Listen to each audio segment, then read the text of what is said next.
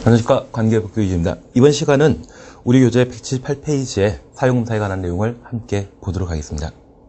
여기 사용검사는 주택건설사업이 완료된 때 이를 사용하기 위한 행정 절차를 말하게 됩니다. 여기 사용검사에 합격한 때 해당 주택을 이용할 수 있고요. 만약 불합격 판정하게 된다면 재시공을 명령받고 이를 보완한 때만 사용검사 이후 해당 주택을 이용할 수 있는 절차가 됩니다. 그러면 우리 교재 178페이지에는 사용검사권자와 그 대상에 관한 내용을 각각 서술하고 있는데 내용 그대로 살펴보십니다. 사업체는 사업계획 승인받아 시행하는 주택건설사업 또는 대지조성사업을 완료한 경우에는 주택 또는 대지에 대하여 국토교통부령이 정하는 바에 따라 시, 군, 구청장에 사용검사 받아야 된다. 만약 국가주택공사가 사업체인 경우 국토교통부 장관에게 사용검사를 받도록 되어 있습니다. 지금 우리는 주택건설 절차에 관한 내용을 함께 살펴보겠습니다. 주택건설 사업을 담당하는 자를 사업체라 하고 여기 사업체와 관련되어서는 등록, 사업자에 관한 내용을 정리해 놓는 것이 주요 핵심이 됩니다. 그리고 주택조합에 관한 사항을 살펴놓는 것이 필요하겠죠.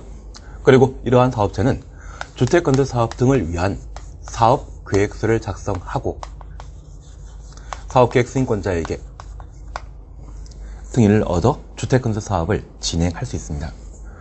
여기 사업계획 승인과 관련되어서는 사업계획 승인권자에 대한 구분, 사업계획 승인 대상으로서 보통 20호 2세대 이상이지만 예외적으로 30호 30세대를 잡아내는 게 일이고요. 그리고 그 사업계획 승인 요건과 관련된 내용으로 알박기에 관한 매도 청구에 관한 사안들까지 정리해 주시는 게 일일 겁니다. 그리고 이 사업계획 승인받은 자가 주택건설 사업을 시행하기 위해서는 착공신고하고 공사 개시하게 되는데 이 착공신고에 대한 시기가 이번에 개정되었죠. 그 개정사항들을 꼭 따져놓습니다. 그리고 이러한 주택건설 사업이 전부 완료되게 되면 사용검사 받아 해당 건축물을 이용할 수 있는데요. 그 절차와 관련되어 지금까지 주택건설 사업을 시작했던 사업주체가 그 공사를 완료되게 되면 이를 분양하기 위해서라도 사용검사 받아야 할 겁니다. 그래서 사업체가 사용검사 신청하게 되면 사용검사권자인 국토교통부 장관 또는 시, 군, 구청장에게 사용검사를 신청하게 됩니다. 우리가 하나 구분해 줄 것이 있습니다. 여기 사업체에는 국가, 지방자치단체, 주택공사, 지방공사, 등록사업자 등이 있는데 그 중에 국토교통부 장관에게 사용검사를 신청하는 자는 국가가 주택건설 사업을 완료하거나 그래서 국방부 장관이 군인 아파트를 건설할 수 있을 겁니다. 그리고 주택공사가 주택건설 사업을 완료한 때는 국토교통부 장관에게 사용검사 신청하도록 되어 있고 이 국토교통부 장관과 시, 군, 구청장은 사용검사 신청 받은 날부터 15일 이내 주택건설 사업이 제대로 완료되었는지 확인하고 사용검사 하여야 합니다. 그래서 사용검사와 관련된 처리 기간이 15일 이내가 되는데 그와 관련된 사안들을 우리가 조금 후에 확인해 보게 됩니다. 그 중에 양가로 유문 보게 되면 시공보증자 등의 사용검사 신청 차셨죠. 1번 양가로 1에 불과하고 다음 구분에 따른 해당 주택의 시공보증한 자, 해당 주택의 시공자 또는 입주 예정자는 대통령령이 정하는 바에 따라 사용검사 받을 수 있다. 그리고 박스에 줄을 쳐놓습니다. 사업체가 파산 등으로 파산 동을 해놓습니다. 사용검사 받을 수 없는 경우는 해당 주택의 시공보증한 자 또는 입주 예정자가 사용검사 신청할 수 있고요. 2번 사업체가 정당한 이유 없이 동을 해놓습니다. 사용검사를 위한 절차를 이행하지 아니한 경우는 해당 주택의 시공보증자, 해당 주택의 시공자 또는 입주 예정자 그 중에 시공자 동그라미 해놓습니다. 그러면 보통 사업체가 주택건설 사업을 완료하게 되면 사용검사 신청하게 되는데 저 사업체에게 부도, 파산 이런 일이 발생하게 된다고 하면 사업체는 더 이상 주택건설 사업을 시행할 수 없습니다. 만약 이런 경우에는 시공보증자, 각종 신탁회사를 말하게 됩니다. 그리고 입주 예정자가 사용검사 신청할 수 있고요. 반면에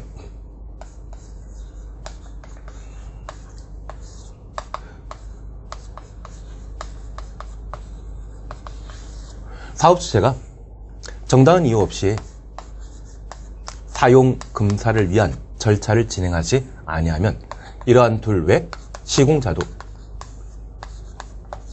사용 검사를 신청할 수 있습니다. 우리가 하나 구분해 줄 것이 있습니다. 저 사업체가 건설하는 아파트를 주택건설 사업이 완료되게 되면 보통 시공자에게 도급으로 공사를 맡기게 되고요. 저 사용검사 하던데 저 시공자에게 그 대금을 지급하게 됩니다. 사실 도급이라고 하는 민법상의 제도에 따르게 되면 일의 완성을 목적으로 하는 유상계약이라고 우리가 들어본 적이 있을 겁니다. 그러면 일이 제대로 끝난지 여부는 바로 사용검사 받았을 때 일 제대로 끝난 것이죠. 그럴 때 사업체는 시공자에게 공사 대금을 지급해야 될 겁니다. 그런데 제대로 분양되지 않았다고 하면 사업체는 그러한 공사 대금을 지급할 여력이 없고 그래서 저 사용공사와 관련된 절차를 뒤로 미룰 수 있겠죠. 하지만 이 시공자인 경우에도 근로자들에게 월급 지급해야 되겠죠. 그래서 이런 상황에 닥치게 된다고 하면 사업체가 이유 없이 사용공사 신청하지 아니하면 시공자도 사용검사를 받을 수 있는 겁니다.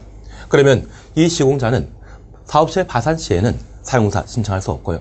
사업체가 정당한 이유 없이 사용공사 신청하지 아니한 때 시공보증자 또는 입주예정자 그리고 시공자도 사용공사 신청할 수 있습니다.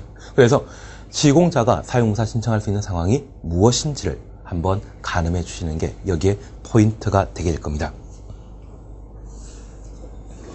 그리고 동그라미 2번입니다. 사업체가 파산 등으로 주택건설 사업을 계속할 수 없는 경우에는 해당 주택의 시공을 보증한 자, 잔여공사 시공하고 사용공사 받아야 한다. 다만 시공보증자 없거나 시공보증자가 파산 등으로 시공할 수 없는 경우는 입주 예정자의 대표회의, 입주 예정자 대표회의가 시공자 정하여 잔여공사 시공하고 사용공사 받아야 된다.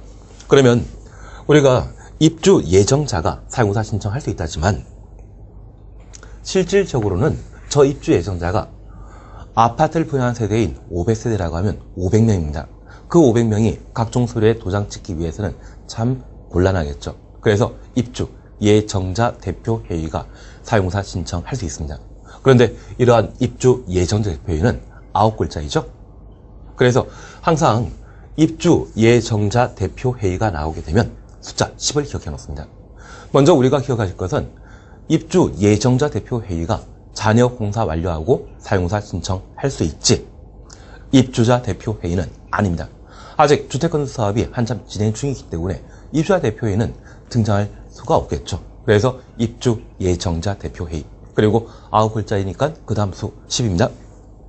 그러면 4번 보게 되면 사용공사권자는 입주 예정자 대표회의가 사용공사 받아야 할 경우에는 입주 예정자로 구성된 대책회의를 소집하여 이를 통보하고 건축공사 현장에 10일 이상 그 사실을 공고하여야 한다. 숫자 10 확인되십니다. 이 경우 입주 예정자는 그 과반통이 얻어 10명 이내 입주 예정자로 구성한 입주 예정자 대표회의를 구성하여야 한다.